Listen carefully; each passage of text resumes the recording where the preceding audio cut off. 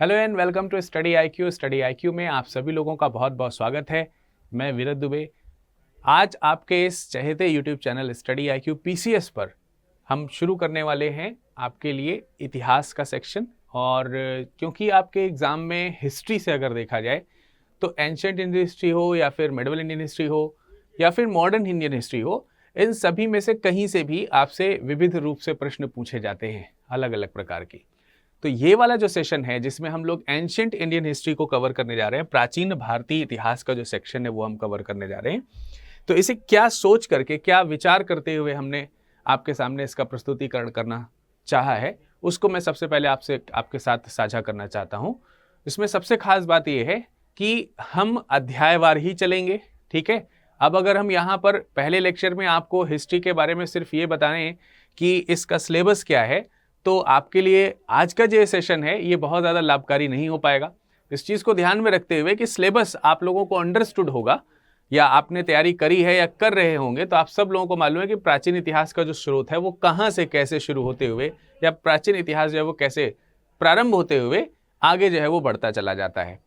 इन सब चीज़ों को ध्यान में रखते हुए हम ये आपको बताएंगे कि सिलेबस आप स्वयं एक बार देख लीजिएगा, लेकिन चैप्टर के अंदर कुछ महत्वपूर्ण तत्व जो हैं या तथ्य जो हैं उनको हम लोग यहाँ पर कवर करने का प्रयास करेंगे, ठीक है।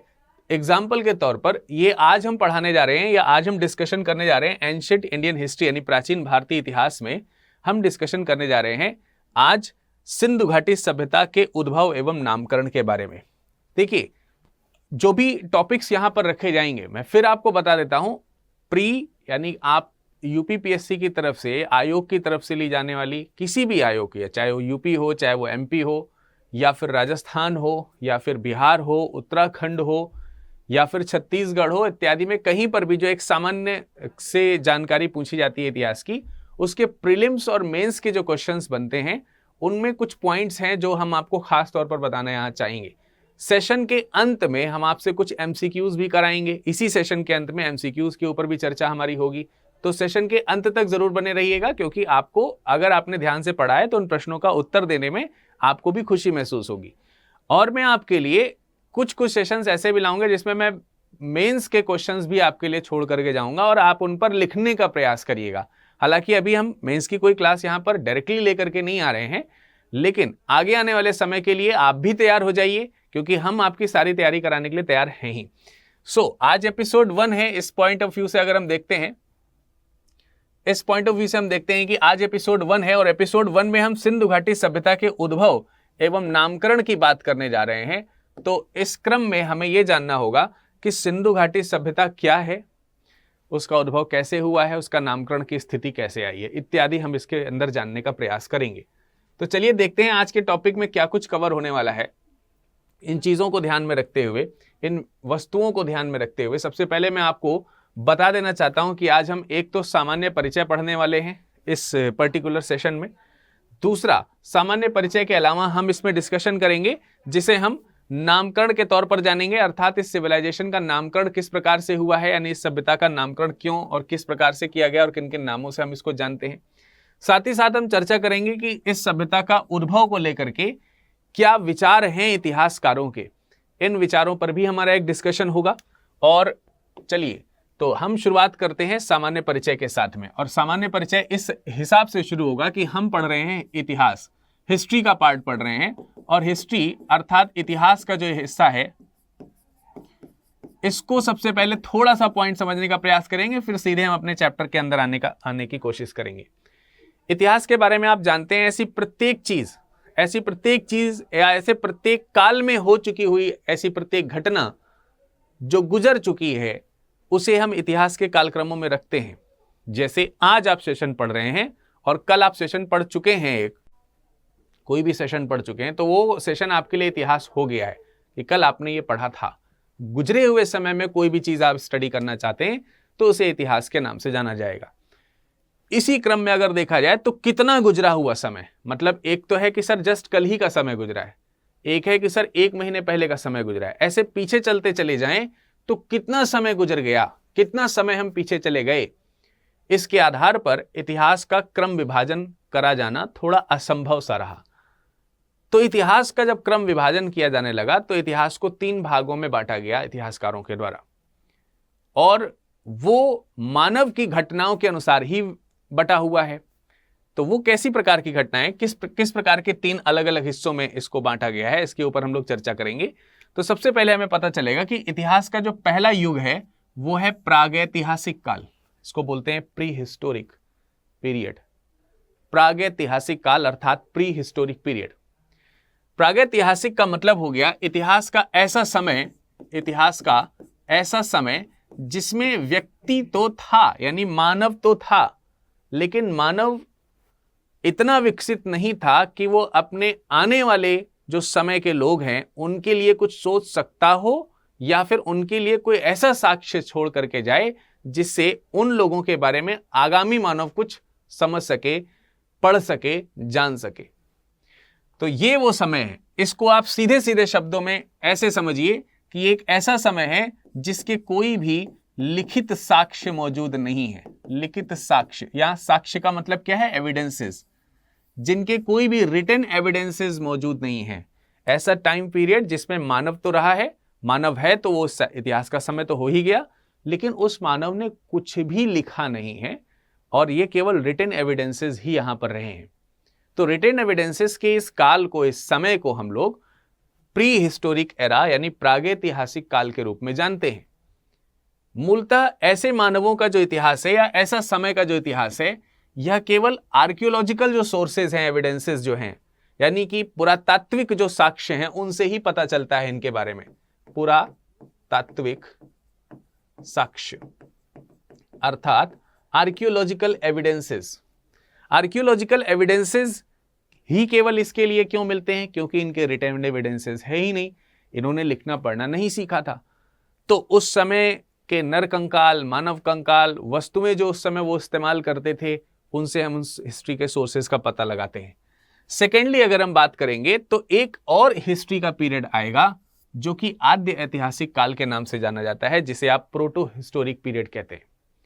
प्रोटो हिस्टोरिक पीरियड इतिहास का एक ऐसा समय या हिस्ट्री का, मानव इतिहास का एक ऐसा काल जिसमें मानव सभ्यता के लोग लिखना सीख गए थे और अपनी बातों को लिख करके एक्सप्रेस कर सकते थे। स्वाभाविक सी बात है, इन्हें अक्षरों का ज्ञान हो गया था। लेकिन दुर्भाग्यवश आज का मानव उस समय के मानव द्वारा विकसित की गई लिपि और उनके वर्णों को अभी तक डिकोड नहीं कर पाया, अर्थात उसे पढ़ नहीं पाया। तो हमें क्या पता चला कि ये एक ऐसा इतिहास है जिसके लिखित साक्ष्य मौजूद हैं, जिसके लिखित साक्ष्य जो हैं वो मौजूद हैं, यानी कि मिले हैं, लेकिन अनफॉर्चुनेटली ये अपठनीय है। अपठनीय का मतलब क्या हो गया कि ये रीडेबल नहीं है। दीज आर नॉट रीडेबल, इनको रीड नहीं किया, डिकोड नहीं किए जा सके हैं, अभी तक इनको डिकोड नहीं किया जा सका है। ये एक बात हमको यहां समझ में आती है। तो एक बार फिर से समझ लीजिए, ऐसा समय जिसमें लिखित साक्ष्य मौजूद था वो प्रागैतिहासिक, और जिसमें लिखित साक्ष्य मौजूद नहीं था वो प्रागैतिहासिक, और जिसमें लिखित साक्ष्य है लेकिन हम पढ़ नहीं सके हैं वो आद्य ऐतिहासिक है।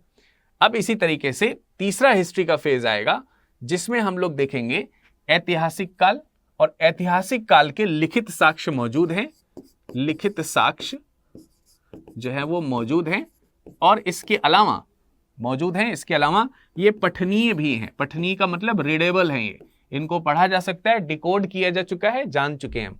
इनके बारे में उदाहरण देखा जाए, अगर हम पाषाणकालीन मानव की बात करते हैं, पाषाणकालीन मानव की बात करेंगे तो ये वो समय है। आदिकालीन जो मानव है उसकी बात करेंगे तो ये वो समय है आदिकालीन मानव का, ठीक है। इसके अलावा अगर हम दूसरे फेज में देखें, फेज में देखेंगे तो हमें यह समझ में आएगा कि ये वाला जो इतिहास है इसका उदाहरण जो है आपको सिंधु सभ्यता में देखने को मिलेगा, सिंधु सभ्यता में।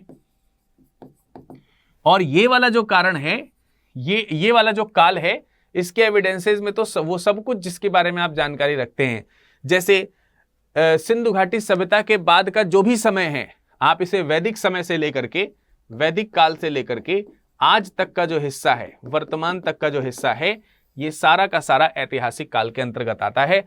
मुझे लगता है कि आप लोगों को ये स्पष्ट हुआ होगा। मैं समझ सकता हूं कि आपको स्पष्ट हुआ होगा कि इतिहास के 3 हिस्से जो हैं वो किस प्रकार से डिवाइडेड हैं, किस प्रकार से इनको जाना गया है। और इस अनुसार आप ये समझ गए होंगे कि आज का जो चैप्टर आप पढ़ रहे हैं ये उन 3 प्रकार के इतिहास में से कहां स्टैंड करेगा, किस जगह पर आएगा। तो स्वाभाविक सी बात है, आप बोलेंगे कि हड़प्पा सभ्यता जो है ये एक आद्य ऐतिहासिक कालीन सभ्यता है, आद्य ऐतिहासिक सभ्यता है। इस सभ्यता के जो साक्ष्य हैं वो आपके लिखित भी हैं, अर्थात लिटरेरी सोर्सेज भी हैं इसके, और आर्कियोलॉजिकल सोर्सेज भी हैं, अर्थात पुरातात्विक जो सोर्सेज हैं वो भी मौजूद हैं। लिटरेरी एंड आर्कियोलॉजिकल दोनों सोर्सेज हैं, but unfortunately literary sources are not readable currently. पुरातात्विक सोर्सेज जो है उनको हम लोग पढ़ करके काम चलाते हैं, अंदाजा लगाते हैं कि ऐसी ये सभ्यता रही होगी। क्योंकि यहां पर लिखित सभ्यता की बात यहां पर आई है तो छोटा सा एक पॉइंट मैं आपको यहां बता देना चाहता हूं कि सिंधु घाटी जो सभ्यता है इसमें जो जिस लिपि का प्रयोग किया गया है, लिपि का मतलब क्या होता है, स्क्रिप्ट। स्क्रिप्ट का मतलब जो मैं बोल रहा हूं अगर उसी चीज को लिख रहा हूं, जैसे मैंने लिपि बोला आपने सुना, तो लिपि क्या है, लैंग्वेज है। मैं जो बोल रहा हूं दैट इज लैंग्वेज, और जो उस लैंग्वेज को यहां पर लिख रहा हूं वो स्क्रिप्टेड हो गया, यानी लिखावट हो गई, तो इसको लिपि बोला जाता है। तो सिंधु घाटी सभ्यता की जो स्क्रिप्ट है उसमें चित्र का प्रयोग किया गया है, और ऐसा माना जाता है कि चित्रों के द्वारा भाव को प्रकट किया गया, इसीलिए इसको बोलते हैं हिंदी में भाव चित्रात्मक लिपि। क्या बोलते हैं, भाव चित्रात्मक लिपि। ठीक है, तो ये भाव चित्रात्मक लिपि कहलाती है।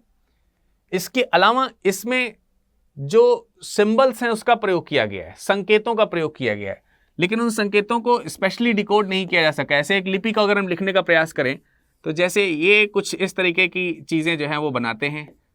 ठीक है, अब मुझे समझ में नहीं आता कि कुछ चीजें तो इसमें लिखी हुई हैं, लेकिन अब ये क्या स्क्रिप्ट है आपको भी नहीं समझ में आएगी, हमें भी नहीं मालूम कि ये क्या लिखा है, पर कुछ इस तरीके की लिखावट संरचना में देखने को हमको मिलती है।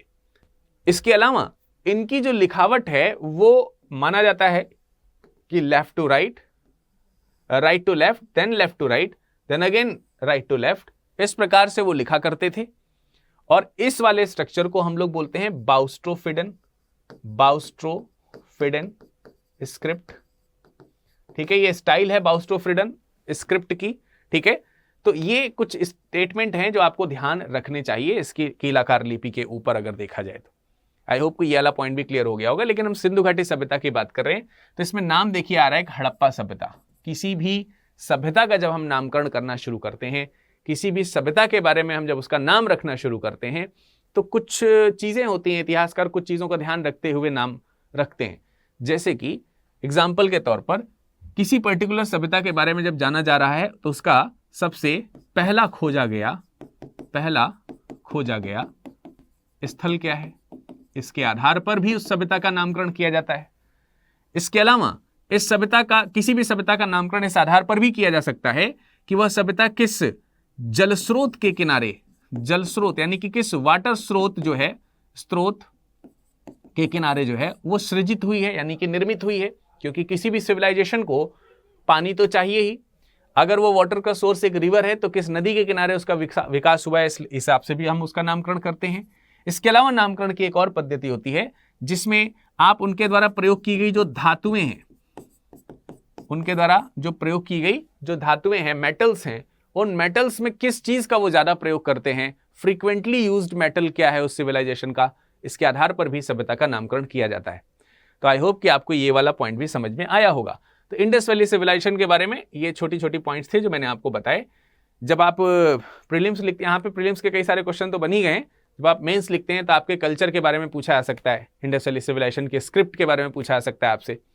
सिंधु घाटी सभ्यता एक आद्य ऐतिहासिक सभ्यता का उदाहरण है, स्पष्ट कीजिए, इसके बारे में पूछा जा सकता है। तो ये सब प्रश्न हैं जिनसे मेंस में भी क्वेश्चन बन सकते हैं। तो मैं आप सब लोगों से ये कहना चाहूंगा कि आप एक ये जो आपका सेशन होता है 2 PM वाला, इसको कुछ इस तरीके से आप मॉड्यूल करिए अपने शेड्यूल में, स्वयं के शेड्यूल में।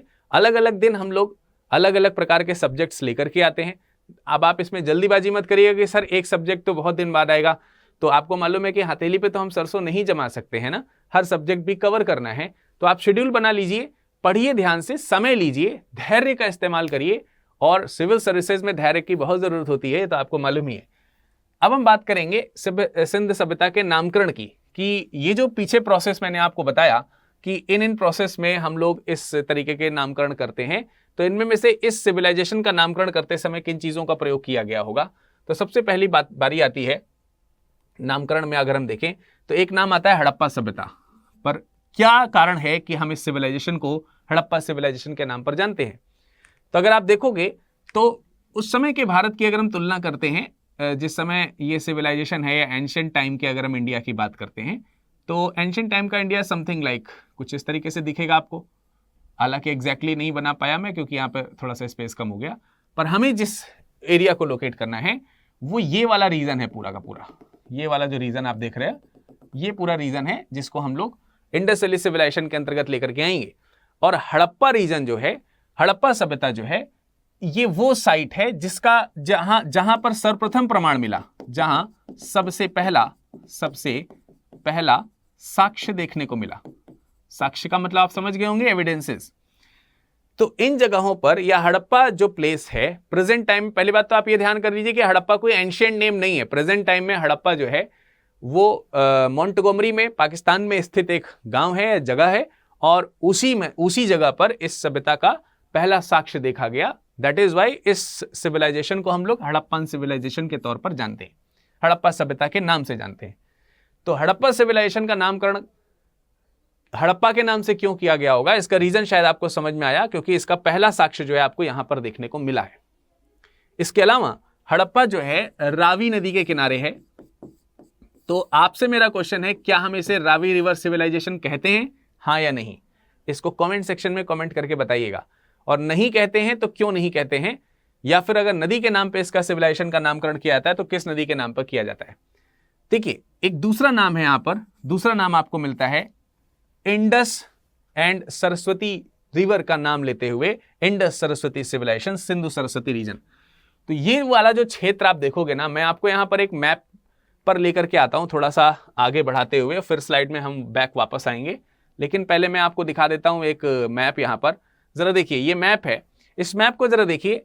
यहां पर ये जो ब्लू लाइन आ रही है ना, ये जो ब्लू लाइन आपको दिख रही है, ये इंडस रिवर है, राइट। और ये वाली जो ग्रीन वाली लाइन आप देख रहे हो, ये ग्रीन वाली लाइन जो है ये आपकी सरस्वती रिवर है। तो अब आप देखिए, जो ब्लैक स्पॉट्स हैं, ये जो ब्लैक स्पॉट्स बने हैं, these are the Indus valley civilisation के जो साइट्स हैं, these are important sites of this civilisation. आप मैक्सिमम साइट देखिए, यहां पर भरा पड़ा है, एकदम भरा पड़ा है, पूरा एरिया पूरा भरा पड़ा है।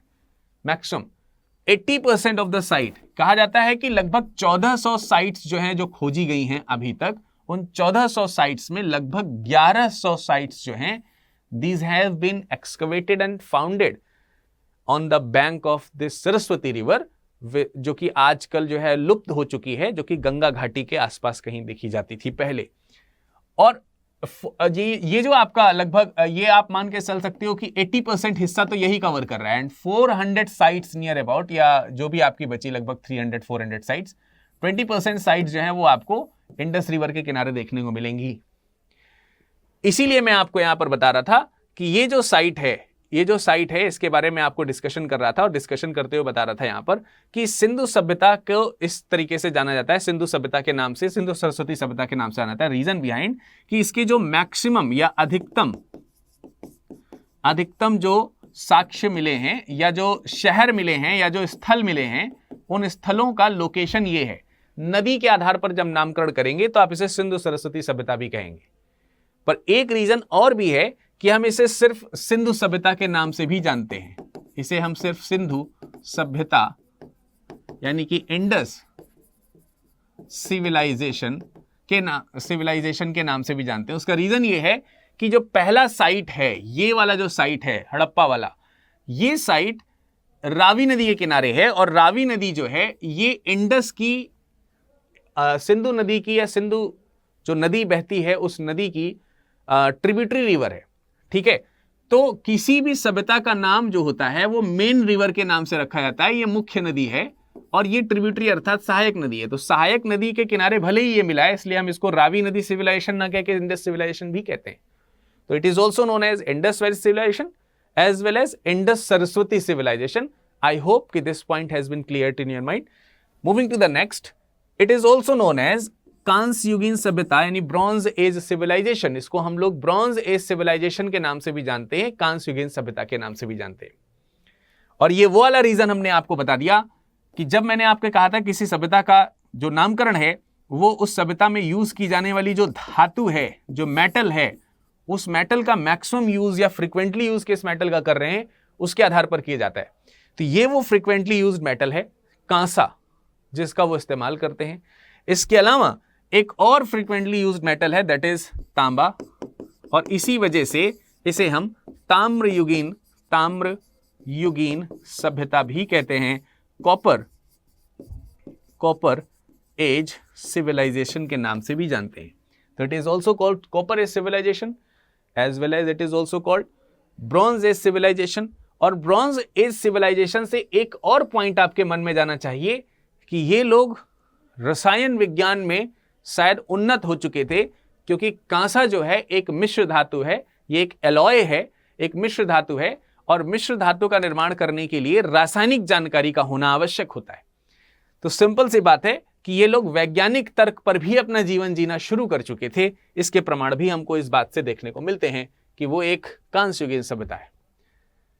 अब हम बात करेंगे कि इस सभ्यता का जो नामकरण है, हड़प्पा सभ्यता का जो नामकरण है, इसमें कुछ और पॉइंट जरा ऐड किया जाए, और कुछ और पॉइंट ऐड करेंगे तो कांस्य युगीन सभ्यता यहां पर आएगा, जिसके ऊपर हम डिस्कशन कर चुके हैं। और एक और नाम आएगा जिसको हम बोलते हैं प्रथम नगरीय क्रांति। इसको कुछ इतिहासकारों ने प्रथम नगरीय क्रांति भी कहा है। अब प्रथम नगरीय जब क्रांति कहा है तो इतिहासकारों ने इसमें बहुत सारे साइट, जैसे मैंने बताया 1400 प्लस साइट्स जो है वो एक्सकवेटेड हैं, आज तक खोजी गई हैं, लेकिन उनमें से नगर का नाम अगर दिया जाए तो नगर का नाम केवल 7 महत्वपूर्ण साइट हैं जिनको दिया जाता है। 7 साइट्स हैं जिनको हम लोग नगर का नाम देते हैं, और इन नगर के नाम देने में सबसे पहला नाम जो है आपका मोहनजोदड़ो का आएगा, मोहनजोदाड़ो, या मोहनजोदारो के नाम से या मोहनजोदड़ो के नाम से इसको जाना जाता है। दूसरा साइट जो है वो आपका हड़प्पा है। अगर मैं इसके बारे में बात करूं तो ये सबसे बड़ा शहर है, सबसे बड़ा, और इसके बारे में बात करूंगा तो दूसरा सबसे बड़ा शहर होगा, ये दूसरा सबसे बड़ा, और मैं सबसे बड़ा शहर होगा। और मैं आपको बार बार शहर कहता हुआ सुनाई दे रहा हूंगा, तो शहर का मतलब ये हो गया कि ये शहर ही है, मतलब ग्रामीण सभ्यता नहीं है, ये शहरी सभ्यता है। नगर का नाम, नगर का दर्जा ले रहे हैं ना, इसलिए दूसरा सबसे बड़ा है।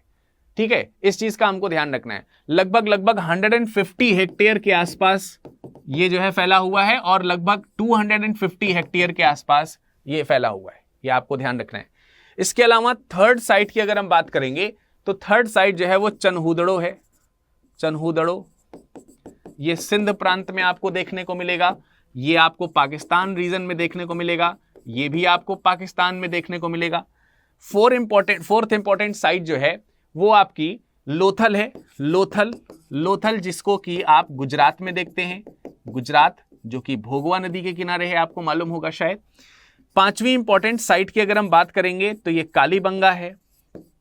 कालीबंगा जो है ये आपका राजस्थान में मिलेगा, कालीबंगा राजस्थान में मिलेगा। ये जो है काली चूड़ी के लिए बहुत फेमस है। लोथल जो है ये डॉकयार्ड के लिए बहुत फेमस है, यहाँ पे डॉकयार्ड मिला हुआ है। चनहुदड़ो की बात करते हैं तो यहाँ से तमाम प्रकार के साक्ष्य मतलब देखने को मिले हैं, जिसमें मनका वगैरह बनाने का कारखाने, मोती बनाने के कारखाने वगैरह हमको देखने को मिले हैं। इसके अलावा 6th जो साइट है उसको आप बनवाली के तौर पर, बनवाली जो कि हिसार में है, हिसार जो कि आप हरियाणा का हिस्सा देखते हो, हरियाणा में हिसार है, ये 6th साइट है जिसको आप लोग बनवाली के तौर पर जानते हैं, और ये हरियाणा में पाया गया है। ये भी शहरी सभ्यता का उदाहरण है। और इसके अलावा एक शहर है धौलावीरा। धौलावीरा जो जगह है, इसमें से धौला का मतलब होता है सफेद, धवल रंग होता है ना, धवल का मतलब ही होता है सफेद, तो यहां से धौला शब्द जो आ रहा है ये सफेद को इंगित कर रहा है, और वीरा जो शब्द है ये कुआं को रिप्रेजेंट कर रहा है, कुआं, ठीक है, कुआं को रिप्रेजेंट कर रहा है। तो यहां से एक सफेद कुआं एक्सकवेट किया गया है, यानी कि खुदाई में पाया गया है। 1967 में इसकी खुदाई करी गई थी धौलावीरा की, और इसको जो है वो पाया गया था जेपी जोशी जी के द्वारा। तो आई होप कि आपको ये पॉइंट समझ में आए होंगे कि ये 7 शहरों से मिलकर के एक नगरीय सभ्यता का उदाहरण प्रस्तुत करता है, और Indus valley civilisation ancient time में अगर इसके आसपास के सिविलाइजेशन की अगर हम तुलना करते हैं या चर्चा करते हैं तो हमें यह पता चलता है कि उन सब में शहरी सभ्यता के रूप में ज्यादा विकसित थी, पूर्ण विकसित सभ्यता के रूप में थी। तो ये हड़प्पा सभ्यता के प्रथम नगरीय क्रांति के रूप में क्यों कहा गया है? क्योंकि आप देख सकते हैं कि इतने सारे नगर आपको यहां पर देखने को मिले हैं जो उदाहरण प्रस्तुत करते हैं कि हाँ ये एक नगर था। अब हम डिस्कशन करते हैं इसके उद्भव के बारे में, ओरिजिन के बारे में। तो कुछ थ्योरीज आएंगी। एक थ्योरी आएगी विदेशी मत की, कि ये सभ्यता जो है एक विदेशी सभ्यता है, यानी यहां पूर्ण विकसित सभ्यता भारत की नहीं है। एक कुछ मत ऐसे मिलेंगे कि भारत की सभ्यता के रूप में इसको स्वीकारा नहीं जाएगा। और इस बात का दावा करने वाले जो हिस्टोरियंस हैं उनमें Marshall, Wheeler, Gordon, Smith, Kramer और डीडी कोशाम्बी जी का नाम आता है। और ये मानते हैं कि ये विदेशी सभ्यता के उदाहरण में से इनको जो है वो गिना जाता है। अब विदेशी सभ्यता के उदाहरणों की अगर हम बात करते हैं तो इन्हें जो है सुमेरियन सभ्यता का माना जाता है। सुमेरियन सभ्यता का माना जाता है। कुछ लोग इसे मेसोपोटामियन सभ्यता का मानते हैं। और कुछ लोग इसे जो है वो जो आपका जो बलूचिस्तान वाला जो हिस्सा है, सिंधु के आगे का जो बलूचिस्तान का हिस्सा है, तो बलूची सभ्यता का मानते हैं कि वहां की ये सभ्यता है जो कि माइग्रेट होकर के आपको यहां पर देखने को मिलती है, आने को मिलती है। इसके कुछ उदाहरण इस प्रकार से भी दिए गए हैं कि इंडस वैली सिविलाइजेशन के जो टाउन प्लानिंग है उसी तरीके से शायद सुमेरियन टाउन प्लानिंग भी रही होगी। लेकिन सुमेरियन टाउन प्लानिंग या मेसोपोटामियन टाउन प्लानिंग और इंडस टाउन प्लानिंग में अंतर क्या है कि भारत में इंडस वैली सिविलाइजेशन की जो टाउन प्लानिंग है उसमें जो मकान जो बने हैं वो मकान जालनुमा संरचना में बने हुए हैं। यानी कि जो पूरी टाउन प्लानिंग है वो एक जालनुमा स्ट्रक्चर क्रिएट करती है। एक वेल प्लान्ड सिटी का सबसे बढ़िया उदाहरण यही होता है कि आपके यहाँ जो सड़क है वो इस प्रकार से बनी हो कि आपका शहर एक जाल की तरह दिखाई देता हो और प्लानिंग के साथ में आपके घर जो है वो यहाँ पर बने हो इस तरीके से। तो आप देख सकते हैं इस तरीके की प्लानिंग को फॉलो करने वाला जो स्ट्रक्चर है वो हमको इंडस वैली सिविलाइजेशन में तो देखने को मिलता है, लेकिन सुमेरियन और मेसोपोटामियन सिविलाइजेशन में नहीं देखने को मिलता है। इसलिए ये वाले जो दावे हैं वो बहुत ज़्यादा मजबूत दावे नहीं है। इसके अलावा इन जगहों पर जो मकान बनाए जाते थे वो कच्ची ईंट के थे, जबकि यहाँ पर पक्की ईंट के, बर्न ब्रिक्स के पक्की जो ईंटें हैं उनके प्रमाण हमको स्पष्ट रूप से देखने को मिले हैं। तो स्वाभाविक सी बात है कि ये सिविलाइजेशन उनसे तो बिलोंग नहीं करती है, भले ही इतिहासकारों का ऐसा दावा रहा हो। तो आपसे इस प्रकार से भी प्रश्न पूछा जा सकता है, प्रीलिम्स में भी और मेंस में भी। तो इसके अलावा अगर हम भारतीय सभ्यता की बात करते हैं तो भारतीय सभ्यता के भी उदाहरण हमको देखने को मिलते हैं। कुछ इतिहासकार ऐसे हैं जिन्होंने ये बताया है कि ये सभ्यता का उद्भव जो है वो भारत में ही हुआ है, यानी कि स्वदेशी मत का भी उद्भव हमको देखने को मिलता है।